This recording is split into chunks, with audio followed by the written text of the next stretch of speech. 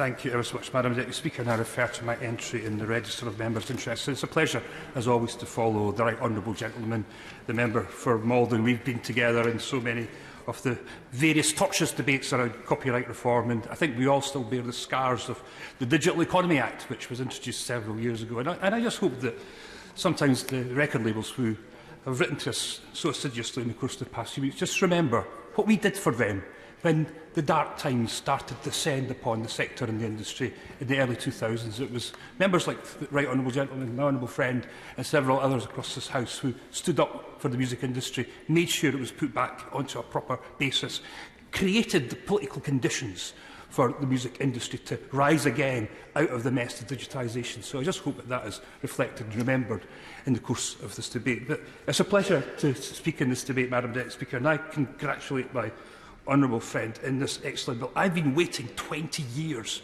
to see a bill like this, and it's great that we are now actually considering this in this House.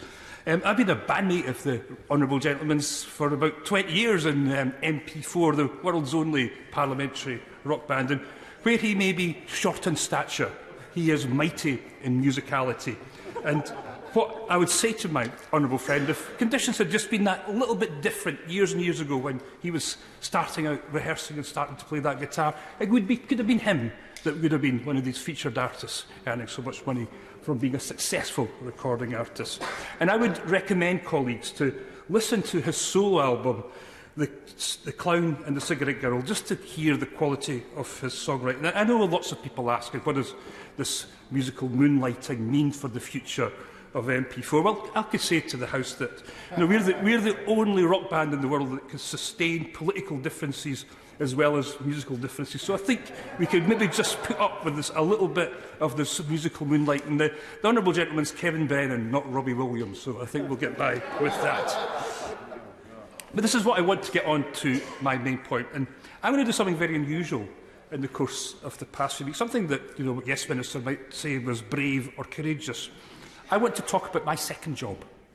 I want to discuss what my second job is all about, because this is the way that several of my friends in the press have portrayed and described what I do. So it's a second job that I've not done for 20 years. It's a second job that I've never spent any hours on, and it's a second job I can't stop.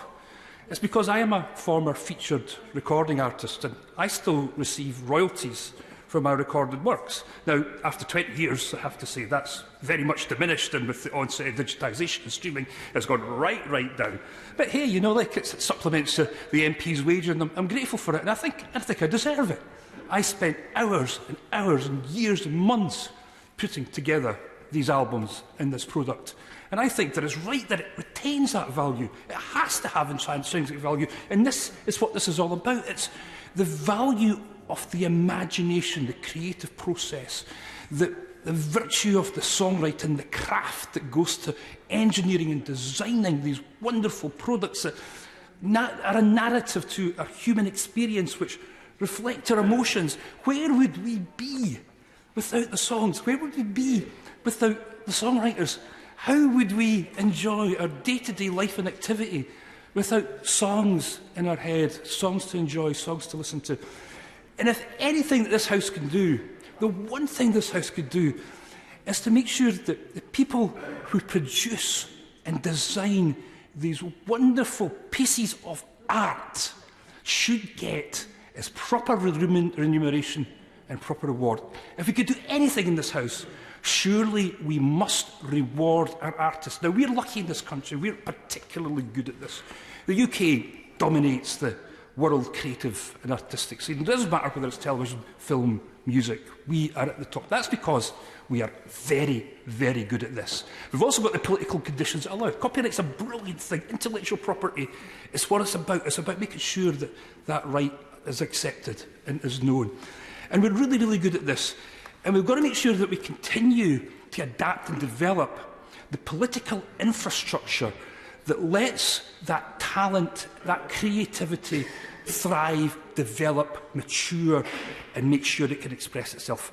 And that's the one thing that we can do in this House. And I really hope today, when we look at this bill and we could see what we could do for artists, that this could be supported. Now, I signed a record contract. I've been signed to two major record companies, I signed to Chrysalis Records in 1987, and that was taken over by EMI Music in the early 1990s. We did quite well. I think during that period I sold 1.5 million records. We had modest success in the UK, 2 top 5 albums, a couple of top 5 albums in Scandinavia and Germany. I never earned a penny from any of my recordings. After selling all of these records, I never received a penny. That's because, as an artist, a contracted artist who had our rights given to one of the major record companies, we remain unrecouped. That means that we never repaid the investment that was given by our record company. And when the record companies tired of us securing this big breakthrough and dropped us, we were dropped unrecouped, which meant that we no longer had a record contract, still owing money to the record label. We sold 1.5 million records. So even during the good times, and these were good times, Madam Deputy Speaker, 1987 was the start of the CD revolution, where sales went through the roof, where record companies lived in this almost fantastic excess, egregious excess. It was amazing times. But even then, you could not make money from records. So, like, getting to today, where streaming has come in, and there's no longer physical sales, I just want to give a sense and a feel about what this is all about. And I remember when we signed, coming to Heathrow Airport, there was a battalion of limousines to drive us into the plush and swanky offices in Oxford Street. And this is what it was like. It wasn't that bad, because to have success, even today, that's not much different today, you need to get sales of around about 200,000, 300,000 for an album. That's what you need to achieve and secure. It's at that point where you start to repay your debt to the record company. Then you get into the place where the royalties start to come in. And during the 80s and 90s, the royalties and the sales came in, and they came in, and a lot of bands managed to get to that period and that level and earn significant sums out of the records that were being made. So these were really, really the good times. So where we are today is with this, and I want to talk a little bit just about the record contractual arrangements. I have no problem or difficulty or issue with the model that's in place. This idea that you're signed to a record company, that you basically give over your rights as an artist and a creator to the record company in order for them to promote and distribute them. That's absolutely and utterly fine, and I think nobody has really anything wrong with that. They will try and make sure that the contractual arrangement they've got is to monetise that for you, to sell it, to promote it, to make sure that it happens. For iTunes just now, it's 0.003 pence per play for the artist. Apple Tunes is a little bit more generous with 0.006 pence. This is the sort of difficulties that current artists are having to experience throughout this whole streaming environment. And the Ivors Academy and Musicians Union have told us how bad it's for musicians, so we know how bad this is. And what they said is some 82% of professional musicians made £200 per year less in a year from streaming. It's totally different from the days of the 1990s, where if you did sell massive amounts of singles, there was real reward. And we're coming into the Christmas season. If you're lucky enough to have had a Christmas hit in the 1970s or 1980s, there have not been so many recently, you've hit the jackpot, because they get played again and again and again, and they go right to the top of the streaming charts. So all these historic artists will once again earn a huge bonus this Christmas season again. All power to them. They're fantastic songs that we all love. But it just gives a little indication how difficult it is for the modern artist in order to try and make some money just now. And this is why this bill is... Yes, I'll give it to the honourable gentleman. Most grateful to him for giving way. I declare an interest similar to his own, but on a much, much more modest scale. Does he agree with me that whatever one's view of this bill, there are issues that need to be addressed, and the best way of doing that is to put this bill into committee where it can be scrutinised in detail and, if necessary, amended? Well, I was waiting patiently for my colleague, the Right Honourable Member for East Yorkshire, the third member of MP4, to get to his feet today. I know that there's always a question whether John Lennon really did say, in response to a question whether Ringo Starr was the best drummer in the world, in which he reported to have replied, he's not even the best drummer in the Beatles. But can I say to the Right Honourable Gentleman, he is the best drummer in MP4. But he is absolutely right. This really needs to get to committee in order that we can ensure that this is going to be properly debated, because the model's not working, the model's broken. And can I say that to my honourable friend and the member for Cardiff West, I think the ER model, the equitable remuneration, is the very least that we should be doing for this. It's a start, I believe, in order to addressing some of the inequities that we see within musicians getting a just share for the music that they produce. And what I don't understand is the resistance to what is a very modest proposal in order to address this. And I can't think of any other way how this could be done.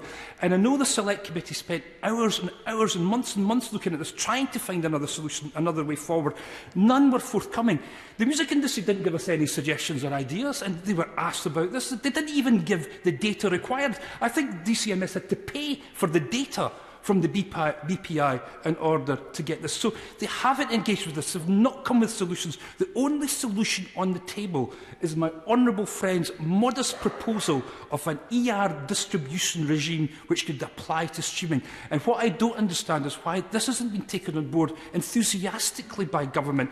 So we could get this to committee. Let's get all the partners. It's not good enough for the BPI and the labels to stand aside and not look at this properly.